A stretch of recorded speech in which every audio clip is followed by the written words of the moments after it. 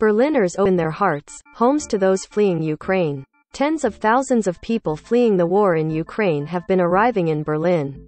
11:56. Berlin. Emmanuel Oyedeli's dream of getting a business degree in Ukraine lies shattered in the rubble of Russia's sudden fierce military assault, but right now the 28-year-old Nigerian says he feels blessed.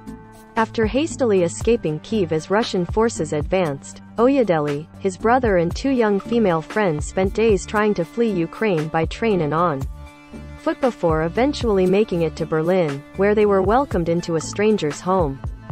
The stress, it's all gone, Oyedeli said Monday from the lakeside house an hour outside the German capital where the Volman family says he and his group John stay until the end of April.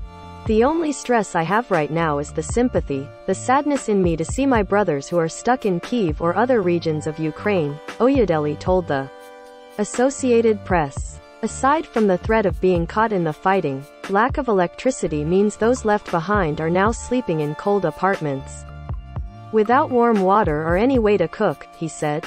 The UN says the number of people who have fled Ukraine since the start of the war has reached 2 million, and many more are still trying to get out.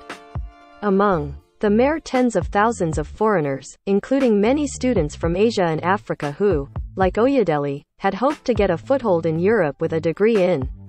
Reports of non-white people being turned back at the border as they tried to enter Poland prompted Oyedeli and his friends to make a lengthy detour via Hungary, from where they were eventually able to get to Berlin. Christian Volman, a tech entrepreneur in his mid-40s, was among hundreds of Germans waiting at the train station Friday night with a sign saying how many people he could take in and for how long. I felt helpless and wanted to do something, Volman told AP after he and Oyedeli had been paired up by volunteers trying to find homes for trainloads of weary refugees, many of whom were carrying little more than a bag each containing their most precious belongings and documents. We are so privileged here, he said. Germany took in almost 900,000 refugees in 2015, many of them fleeing wars in Syria, Iraq and Afghanistan. The influx was accompanied by a deliberate effort on the part of many Germans to help the new arrivals integrate, but also led to social tensions and the rise of a new far-right party in the country. So far, Berlin's welcome to those fleeing the war in Ukraine has been big-hearted, but the sudden strain is beginning to show.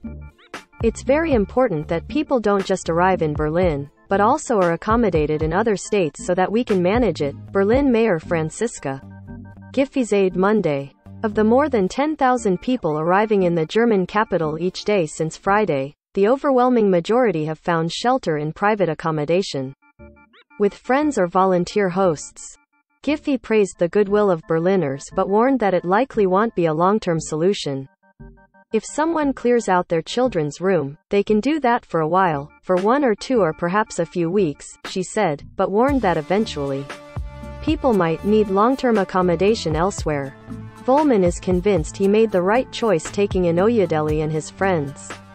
The Nigerians and their German hosts have already spent a night around a campfire drinking beer and getting to know each other.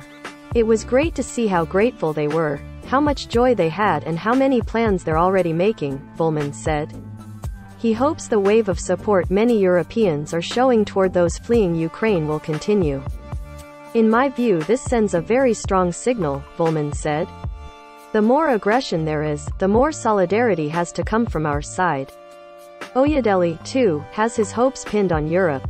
I think Germany has a space for me, he said. AP writer Geir Molson contributed to this report.